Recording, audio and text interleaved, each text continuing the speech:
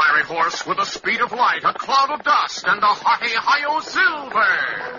A Lone Ranger. With his faithful Indian companion Tonto, the daring and resourceful masked rider of the plains led the fight for law and order in the early western United States. Nowhere in the pages of history can one find a greater champion of justice. Return with us now to those thrilling days of yesteryear. From out of the past come the thundering hoofbeats of the great horse Silver. A Lone Ranger rides again. Come on, Silver. Let's go, big fella. Hi-yo, Silver. Hooray!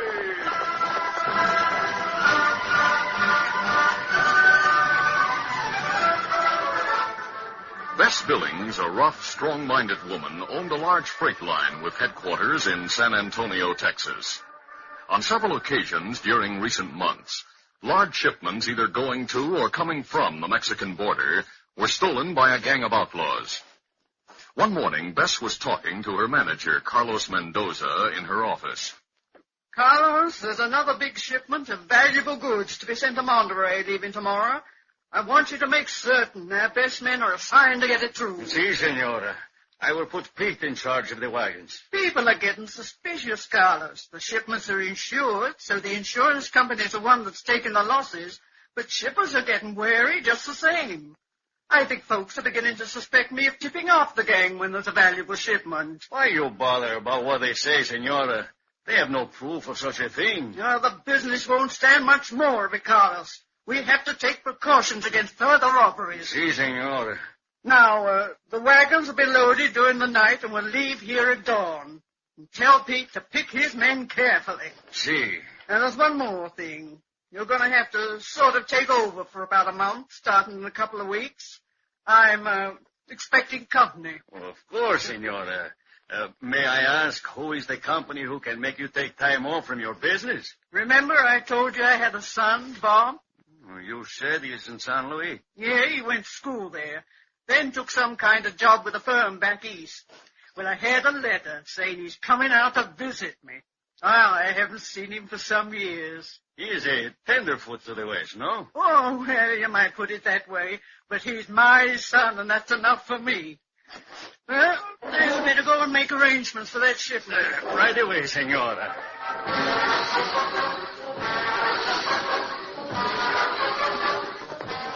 Later that day, Carlos rode to a cabin in the nearby hills. Well,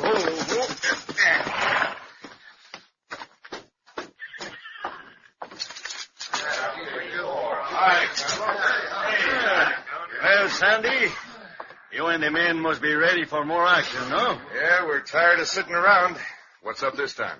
Another big shipment of valuable goods, senor. Pete will be leading the wagons, and he will cooperate with you. He will stop the wagons at the Nueces River and have the horses unhitched for watering. There, you will move in bringing the usual pack horses to carry the cargo from the wagons. Now, stow it away in the large cave down the river. Later, we take it to the boat at Corpus Christi. All right, Carlos. We'll be there whenever you say. The wagons leave at dawn tomorrow. You can judge about when they reach the river. Sure. We'll be there waiting.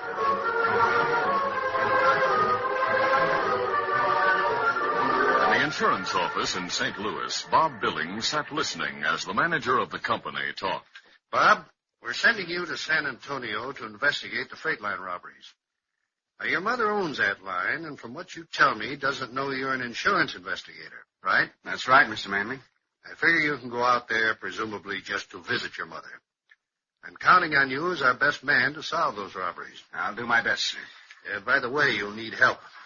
I've written to a certain padre in the West who will get in touch with a friend of mine, a masked man who rides with an Indian. What? A masked man? That's right. He helps keep law and order in the West. He's known as the Lone Ranger. Well, how will I get in touch with him? Don't worry. He'll get in touch with you, Bob. Good. I already wrote Mother I'd be out to visit her in about 2 weeks. Don't tell her the purpose of your visit. You'll have to play the part of a visiting tenderfoot son for a while. No one need know you're an expert rider and gunman. Don't worry, sir. I'll put on an act that'll make my mother wish I hadn't come out there. Good. Now remember, Bob, as a private investigator for this company, you've taken an oath to do your duty. Better go get packed. Your train leaves tonight. I'll remember, Mr. Henry. Goodbye. Goodbye and good luck.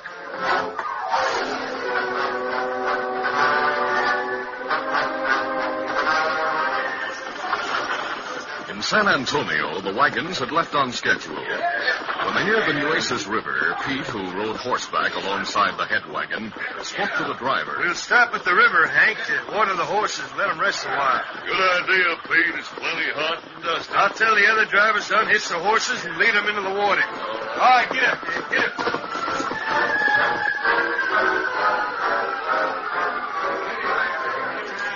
Later at the river, the horses were unhitched from the 6 wagons when... Hey, look! Outlaws! Let's pretend them! Use your guns! Whoa!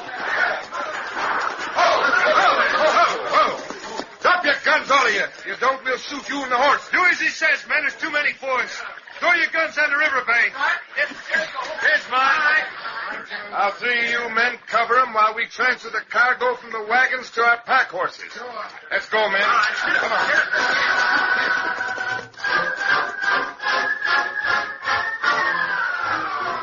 The empty wagons returned to San Antonio, and Bess Billings paced the floor of her office as she talked to Carlos and Pete.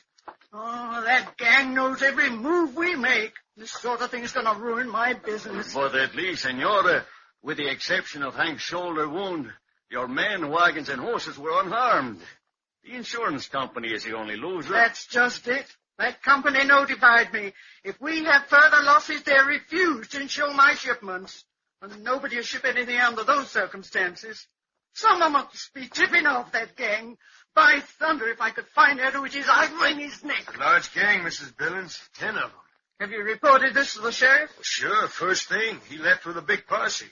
But it rained last night, so the crook's tracks will be washed away. Oh, I've got to do something about it. But what can you do, Senora?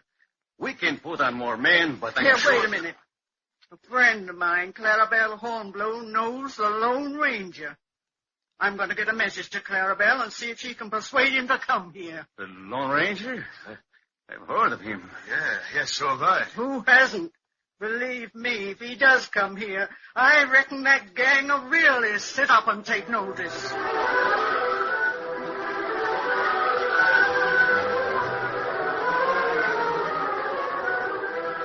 Some days later, the Lone Ranger and Tonto, at the request of their good friend Clarabelle, rode to the territory near San Antonio. As they stopped to rest their horses, Tonto said, You think gang that robbed freight line still operate around here, Kimasabi? Well, from what Mrs. Billings said in her letter to Clarabelle, that gang has been operating for some time, Tonto. Oh. She lives in a large house on the edge of town. After dark, we'll go there and get the details from her. That's a good idea. What about the message you get from Padre about the young fella from St. Louis? Strangely enough, the young man is Mrs. Billings' son, Bob. He may have arrived by now. If he has, we'll not let his mother know we were to meet him. Kimasabi. According to Mr. Manley's letter that the Padre showed me, Bob is to investigate the robberies while he's presumably visiting his mother. Even she isn't to know he's the insurance investigator. Well, we'll work with him to solve the robberies and find the gang. Well, let's go, Tonto. Easy, steady, big fella. It's got to be balance. Come on, Silver. Let's go.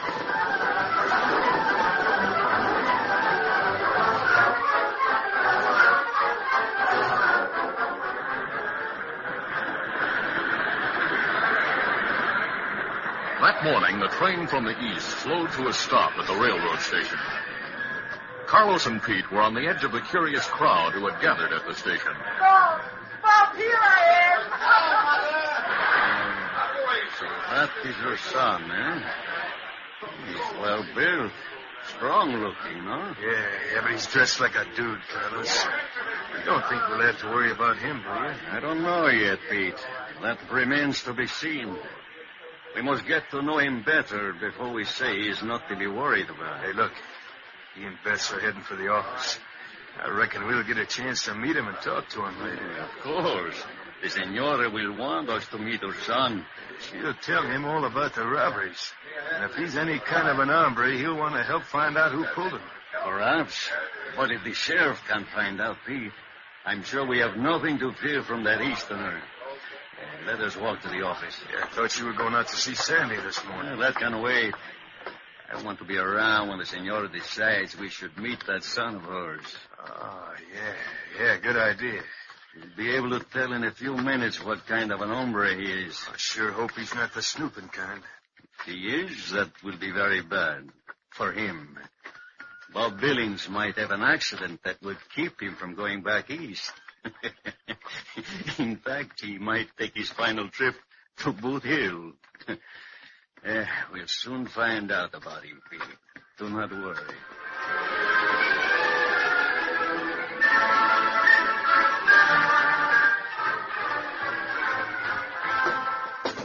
Later, Bess called in Carlos and Pete to introduce her son. You sent for us, senor? Yeah, Carlos. I want you and Pete to meet my son, Bob. Bob, this is my manager, Carlos, and Pete, the wagon boss. Carlos, Pete. My mother's been telling me about the outlaw gang that's been operating against the freight line. No, si, senor Bob. It is a big gang. They seem to have a smart leader, Pete? That's right. Mother, I sure wish there was something I could do to help catch them. Oh, forget it, Bob. We've got to admit you're a tenderfoot, and you'd be no match for hombres like them. Takes a real hombre with plenty of nerve to go after men like them.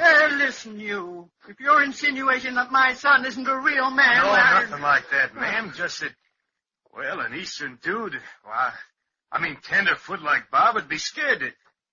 Look, what I mean now, is... Pete is trying to say, senora, that your son would be no match for such hombres as those tough outlaws. Huh. Don't see that you two have been any kind of match for him either. Well, Bob and I are going home to supper. We'll see you both later. So long. Yeah, So long. well, Let's go, go. Bob, man. All right. If I could shoot, maybe I could. Hear that, Carlos? Mother, I sure wish there was something I could do to help catch him. What a dude. And we were afraid he might be the Snoopy type. We have nothing to worry about from him, Senor Pete. Yeah, but the masked man and his Indian friend will be getting here before long. What about them, Carlos? Do not worry, Pete. The senora will introduce me to them. Then I watch them closely. If they seem to be getting on our track, they will not live long enough to tell about it.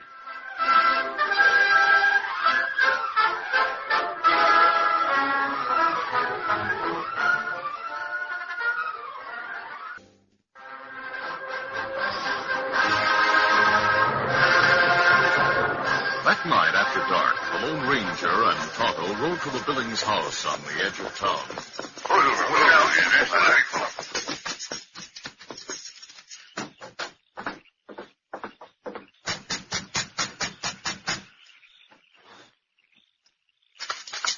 Oh, a masked hombre. What? Oh, wait a minute. You must be the Lone Ranger. That's right, Mrs. Billings. This is my friend, Tonto. I heard all about both of you from Clarabelle. Come right on in. Thank you. Why, who was... Now, Bob, before you get upset, I want you to meet a couple of friends. Don't worry about that mask. They're not outlaws. I'm glad you told me. How do you do? Good evening, Bob. Glad to meet you. Bob has a job in St. Louis. He's new to this country. But I reckon he can at least ride a horse, though. Of course I can, Mother. We do have horses in St. Louis, you know. Now, Bob, you talk to our friends while I rustle up some coffee. I'll be back in a few minutes. Bob, I received Mr. Manley's letter. Good. I was wondering how I'd meet you. Didn't expect you to come here. You're not wearing a gun belt. No. I carry a gun in the holster strapped under my arm inside my shirt. Good. Now, keep up the pose of being a tenderfoot. You may find out something. That's what I plan to do. Tonto and I are camped in a stand of cottonwoods just south of town if you want to get in touch with us. Good. Put on some coffee, and while it's getting ready, mister, I'll give you the details of the robberies by the gang. Fine. And before I do that, though, let me tell you this. We're sending another shipment to the border day after tomorrow, and if anything happens to that, I'm ruined. Let's hope we can prevent another robbery. Well, I sure hope so.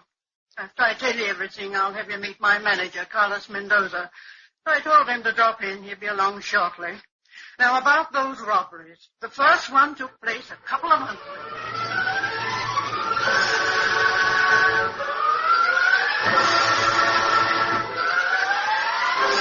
Later, Carlos arrived to meet the Lone Ranger and Tonto. The Lone Ranger discussed the shipment that was to go out in 2 days and suggested a plan.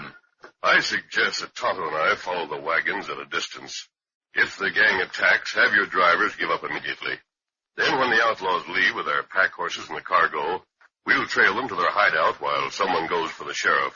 See, that is a very good idea. What do you think, Senora Billings? If that's the way the masked man wants it, we'll do it that way. Instruct the men. Si, senor. I will go now. Let us hope the plan works, senor. If it doesn't, my company be sunk for sure. Adios, everyone. Good night. Good night, Carlos.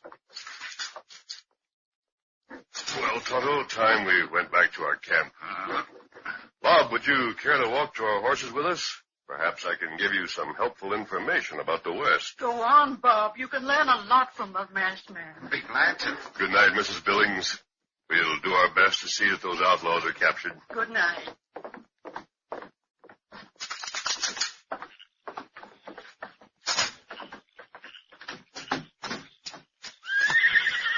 Bob, I want to change our plans. Why? Right now, I don't trust anyone who works for your mother's company. If they all think we're following the first plan, well and good. What other plan do you have? I suggest you identify yourself to the sheriff. Have him meet you with his men about 2 miles from town. Then what? Suggest that he bring about 20 men. Your mother said she's sending 5 wagons. Have the sheriff hide 3 men in each wagon. That's 15. The other 5 men will follow at a distance, leading the horses. Hey, that's a fine idea. Tell them not to go into action until the outlaws start to unload. Tonto and I'll be close enough to move in and help. Fine. The sheriff and I will ride in one of the wagons. But what about the drivers? If one of them is not to be trusted... Watch everybody connected with the wagons. All right. I'll see the sheriff in the morning. Good. We'll be seeing you, Bob. Good night. Good night. Night.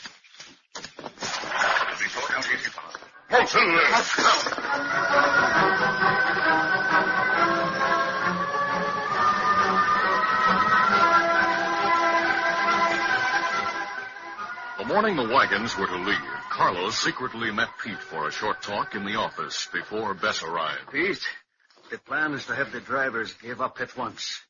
Then the masked man and Indian plan to follow Sandy and the gang after they load the pack horses. Holy mackerel. But we shall trick them. The shipment is headed for Monterey in Mexico. Now, where the trail goes through a stretch of woods, the gang will move in and take over the wagons. And they will drive them straight on through to Mexico. The masked man will be following at a distance, and he will not know anything is wrong.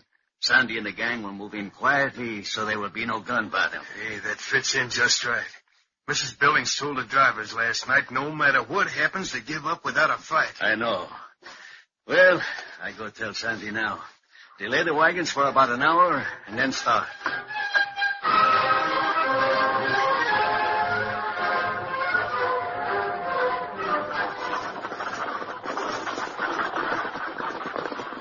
When the wagons finally reached a point 2 miles from town, Pete was surprised to see the sheriff with Bob and 20 men ride from a stand of trees. Stop the wagons! Ho there, Hi, Pete. This is Bob Billings, Bess Billings' son. He'll be giving the orders from now on. Hey, what is this? We're changing the plans. The sheriff's men are going to ride inside the wagons with the cargo. Now, hold on. I was put in charge of these wagons. If you're going to interfere, I'm going to turn them over to you and go back to town. Get up there. Wait a minute. Hey, let go of my horse's bridle. You're not leaving, Pete. Get off your horse and get onto the seat of the first wagon beside the driver. Oh, no tenderfoot's going to tell me what to do on it. Hey, what a fast draw. There's no tenderfoot. Drop your gun. Drop it. Wait. Yeah, all right. You may be in the clear, but I'm making sure. You'll ride on the wagon seat, and I'll be in the wagon with a gun at your back if you try anything. All right, Sheriff, let's get the men into the wagons. Go on, get moving. Move along. Get along.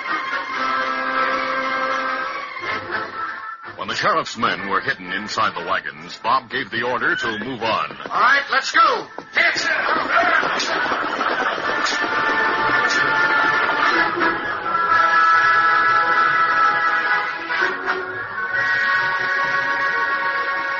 It was early afternoon when the wagons reached the long stretch of woods of which Carlos had spoken. All right, men, there's the wagons. Let's go. Get up there. Come on. The outlaw gang rode out in front of the wagons with menacing guns. Stop those wagons! Hey, Pete, what are you doing riding the wagon seat? I just decided to ride this way, that's all. All right, you drivers, you're all covered. Throw your guns to the ground. Now, when you get down, all except Pete. My men will tie and gag you and hide you in the woods with our horses. Somebody will find you there later. Get moving.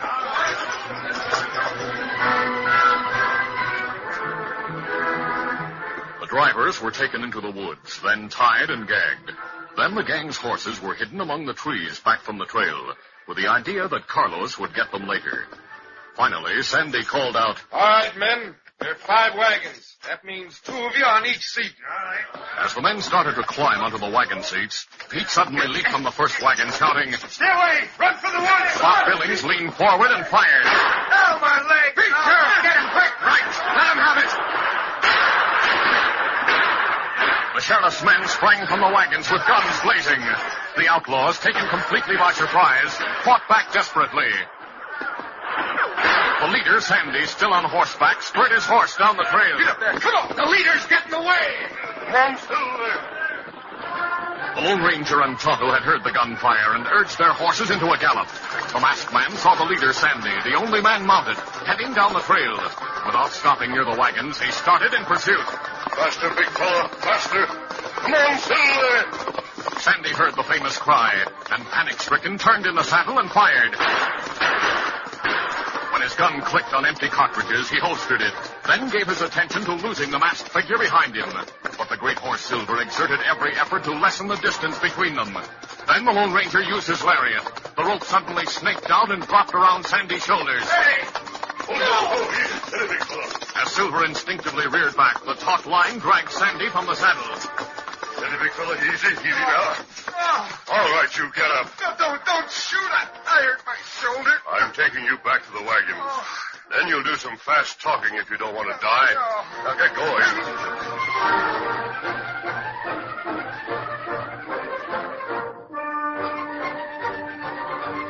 By the time the Lone Ranger arrived at the wagons with Sandy, the gang had been subdued. Pete and Sandy outdid each other in putting the blame on Carlos. When they finished, the sheriff spoke. We'll pick up Carlos when we get back to town. Well, here comes the rest of my men leading our horses. My mother sure was taken in by a fine bunch of crooks. I can't understand it. Carlos was taken in by you. He thought you were a tenderfoot. I don't savvy all this. Bob Billings is the insurance investigator. What? And far from being a tenderfoot. Bob, I think you ought to resign and come run your mother's business. Well, that's a good idea, Sheriff. Now that I've met that masked man, I want to get to know him better and... Hey, where is he? Hey, the Indian is gone, too. I saw him leaving quietly a while ago, after they helped attend to the wounded. Bob, there's one hombre who doesn't hang around after a job is done. He saw that his plan worked out and the gang got captured. That's all he's interested in. But if you decide to stay out here, I guarantee you'll never have a finer friend than the Lone Ranger.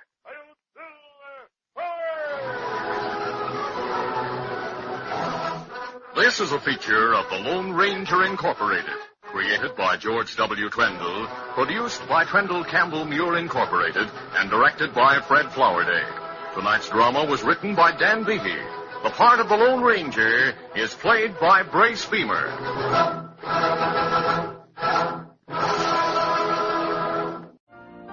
You've been listening to the OTR Gold Network. Find more classic radio at otrgold.com.